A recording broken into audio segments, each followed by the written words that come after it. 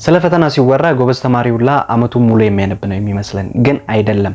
እንዳውም በተቃራኒው አብዛኛውን ጥሩ ውጤት የሚሰራ የሚባል ተማሪ በአንድ ወር በሁለት ወር ከዛም ባነሰ ጊዜያት ውስጥ ነው ትልቅ ለውጥን የሚያመጣው። ምክንያቱም የሚያነብበት ቴክኒክ ስለሚለይ። ለምሳሌ ራሳችሁን እኮ መውሰድ ትችላላችሁ።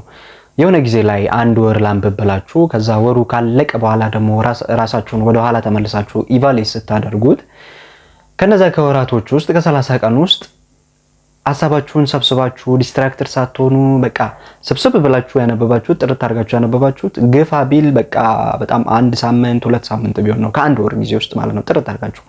ይህ ምንድነው የሚያሳየው? የጊዜ ጉዳይ ሳይሆን የሲስተም ጉዳይ ነው የሚለውን ነገር ያሳየናል። እዚህ ጋር እንደሚታወቀው ለኤግዚት እና ለኢንትራንስ የተወሰኑ ቀናቶች ነው የቀሩት። አሁን በዚህ አጭር ጊዜ ውስጥ ምንድነው ማድረግ የምንችለው? ምን አይነት ዝግጅት ማድረግ አለብን? የመጀመሪያው ነገር the first thing አብዛኛውን ሰው ሲላችሁ ሰምታችኋል፣ ሜንታሊቲ ነው። አይምሯችሁን ዲስትራክትድ እንዳይሆን ከብዙ ነገር ራሳችሁን መጠበቅ በተቻላችሁ መጠን ማለት ነው።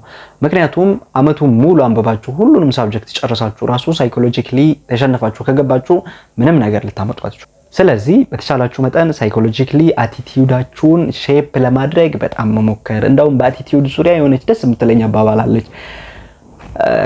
ከዱር አራዊት መካከል የዱር አራዊት ንጉስ የሚባለው እንደሚታወቀው አንበሳ ነው። ግዙፍ የሚባለው ደግሞ በተቃራኒው ዝሆን ነው። ዝሆንና አንበሳ በሳይዝ በጣም ተቃራኒ ናቸው ሁለቱ። ነገር ግን ወደ ሌላው ስንመጣ አሳዳጅና ተሳዳጅ ናቸው። ለምሳሌ ሁለቱ ሲገናኙ የዝሆን አይምሮ ውስጥ የሚመጣው ነገር ምንድነው? ወይኔ የሚበላኝ ነገር መጣ፣ ስለዚህ እንዴት አድርጌ ላምልጥ የሚል ነገር ነው የሚያስበው። አንበሳው ደግሞ የሚያስበው ነገር ምንድነው? ዋው ምግብ አገኘው የሚል ሐሳብ አይምሮ ላይ ይመጣል። ስለዚህ የአቲቲዩድ ዲፈረንስ ብቻ እዚች ጋር አንዱን ተበይ አድርጎ ከፋፍሏቸዋል ማለት ነው። ያቺን ድመት የምታከል እንስሳ እኮ ቢይዛት ዝሆን ሊረጋግጣት ይችላል because is huge። ስለዚህ አቲቲዩድ እዚህ ጋር ትልቅ ዲፈረንስ ያመጣል። አቲቲዩዳችሁን በተቻላችሁ መጠን ሼፕ ለማድረግ ሞክሩ፣ ምንም ቢመጣ ራሳችሁን ዝግጁ ለማድረግ ማለት ነው። ከዛም በኋላ ደግሞ ማድረግ ያለባችሁ ነገር ራሳችሁን ኢቫሉዌት አድርጉ። እስኪ እኔ ነኝ ያልኳችሁ እኔም ራሴ ተጠቅሜ አይቼዋለሁ። ራሳችሁን ወደ ኋላ ተመልሳችሁ ኢቫሉዌት አድርጉት። ምን ሳብጀክት ነው በደንብ የምችለው? በደንብ ፐርፎርም የማደርግበት ሳብጀክት ምን ነው? ለምሳሌ ሽምደዳ የሆኑ ሳብጀክቶችን በደንብ እንችላለን አንዳንድ ሰዎች፣ አንዳንዶቻችን ደግሞ ካልኩሌሽን የሆኑ ሳብጀክቶችን በደንብ እንችላለን። ስለዚህ በሁለት ከፍለን ለምሳሌ ሽምደዳን እኔ በደንብ ስለምችል ግሩፕ ኤ እንበለው። ከዛ በደንብ ትንሽ የሚከብዳችሁን ደግሞ ካልኩሌሽን ፓርቱን በደንብ ፐርፎርም የማታደርጉበትን ግሩፕ ብለው ዘን ግሩፕ ኤ ስር ያሉትን ሳብጀክቶች ከፋፍሎ ከዚህ ስር ምን አወቅኩ? ለምሳሌ ጂኦግራፊ፣ ሂስትሪ፣ ኬሚስትሪ ምናምን ሊሆን ይችላል። ከነዚህ መካከል ጂኦግራፊን ጨርሻለሁ ወይ? ምን አውቄያለሁ?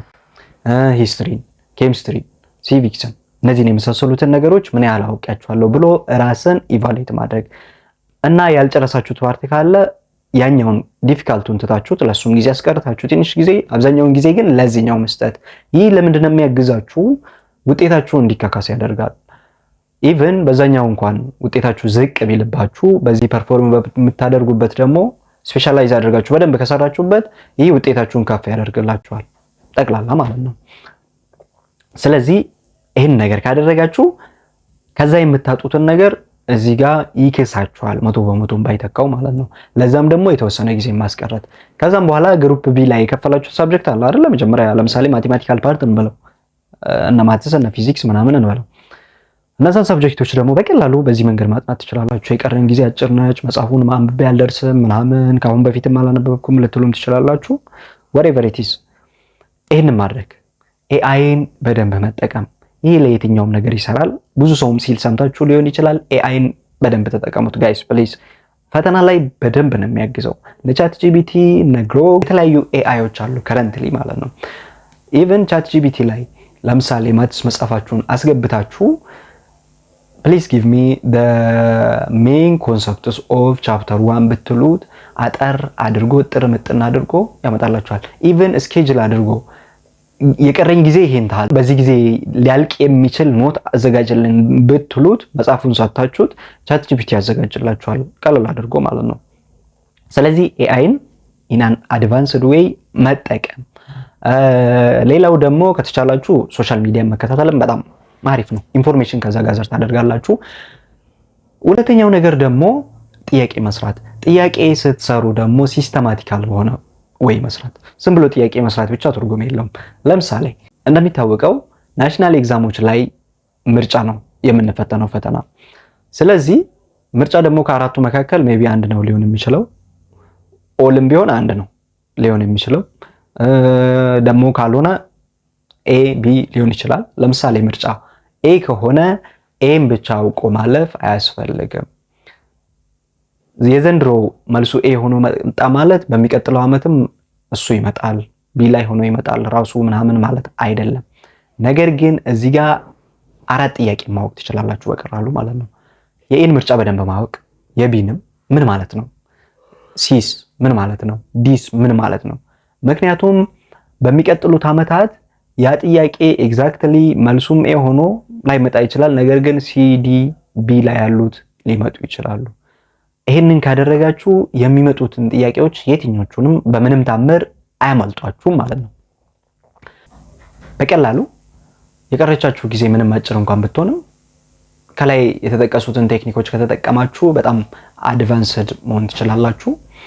አሪፍ ነገር መስራት ትችላላችሁ። የዛሬው ቪዲዮአችን ይሄንን ይመስል ነበር። እንደተለመደው ቻናሉን ሰብስክራይብ፣ ቪዲዮ ላይክ ማድረግ እንዳትረሱ። በሚቀጥለው ቪዲዮ እስከምንገናኝ ድረስ መልካም ጊዜ ተመኘሁ።